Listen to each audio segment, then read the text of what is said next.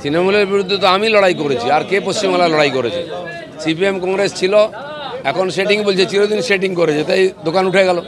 দিলীপ ঘোষ লড়াই করেছে বলে যাদের দেখছেন সব বিজেপি ছিল না, এরা টিএমসিকে হারাতে দিলীপ ঘোষের সঙ্গে এসছে।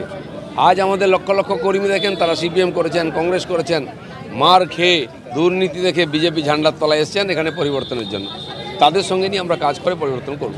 তৃণমূল ক্ষমতায় রয়েছে, অন্যদিকে আপনি এই মাঠে এসে লড়াই করছেন, এই ফিল্ড থেকে লড়বেন, তো কি মনে হচ্ছে? একদিকে দলীয় কর্মীরা, অন্যদিকে বিরোধীরা রয়েছে, এই গোটা ব্যাপারটা এতদিন থাকলেন, কি অনুভব করলেন? তৃণমূলের বিরুদ্ধে তো আমি লড়াই করেছি, আর কে পশ্চিমবাংলায় লড়াই করেছে?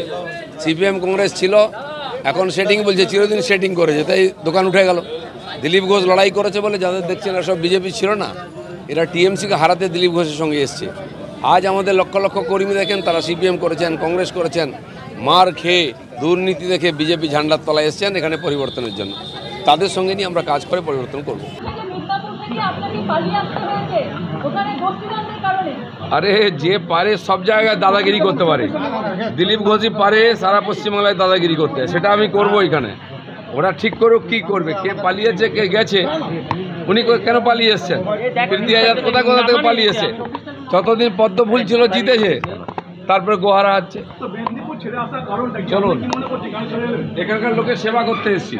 বলেছেন যে বিজেপি যারা যাবে, যে বাড়ি বাড়ি প্রচারের জন্য তাদের বাড়ি ঢুকতে দেবেন না। ডায়লগ দিয়ে সময় কাটাচ্ছেন, উনি যান, লোকের কথা শুনুন। আমি প্রীতি আজাদকে প্রশ্ন করতে চাই, বর্ধমান ইউনিভার্সিটিতে 100 কোটি টাকার আর কেলেঙ্কারি হয়েছে, ওনার পার্টির নেতারা যুক্ত, উনি জানেন কি? এখানে গরিব লোকের রেশন চুরি হয়েছে, খাদ্যমন্ত্রী জেলে আছে, উনি জানেন কি?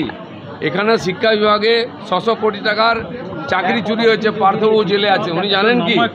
সন্দেশখালিতে সাধারণ গরিব মহিলাদেরকে রাত্রেবেলা পার্টি অফিসে নিয়ে ভোগ করা হতো, তার পার্টির লোকেরা করতো, এটা উনি জানেন কি? সন্দেশখালি কোথায় জানেন? আগে এর উত্তর দিন, তারপরে বড় বড় কথা বলবেন। দিলীপ ঘোষ পাগল। কে পাগল সেটা 4 তারিখে পরে দেখবেন। এমন হারাবো না, জীবনে ভোটে দাঁড়াবে না। বাংলার মা বোনেরা ঝাঁটার জুতোতে তারা করবে দিলীপ ঘোষকে। বাংলার মা বোনের সঙ্গে ওর কি যায় আছে?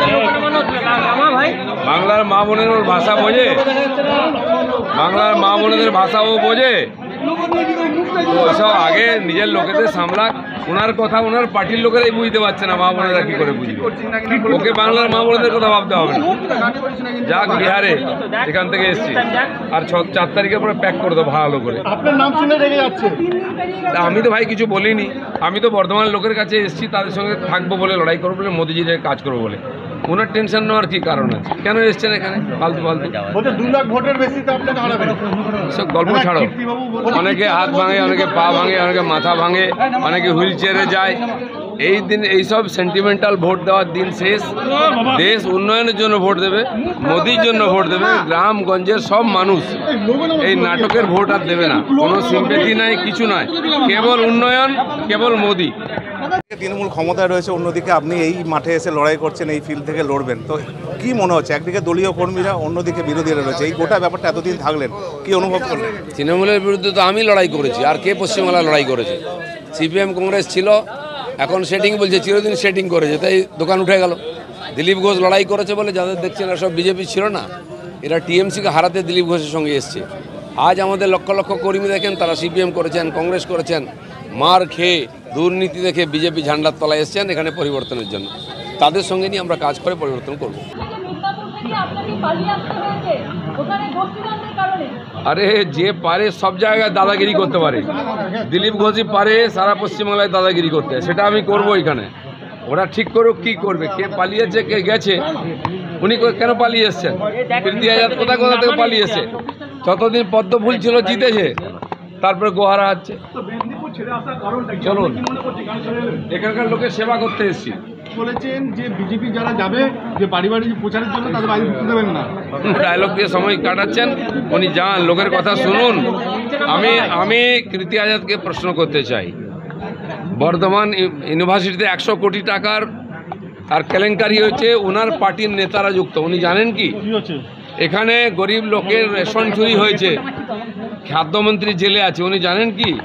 এখানে শিক্ষা বিভাগে 600 কোটি টাকার চাকরি চুরি হয়েছে, পার্থবাবু জেলে আছে, উনি জানেন কি? সন্দেশখালিতে সাধারণ গরিব মহিলাদেরকে রাত্রেবেলা পার্টি অফিসে নিয়ে ভোগ করা হতো, তার পার্টির লোকেরা করতো। এটা উনি জানেন কি? সন্দেশখালী কোথায় জানেন? আগে এর উত্তর দিন।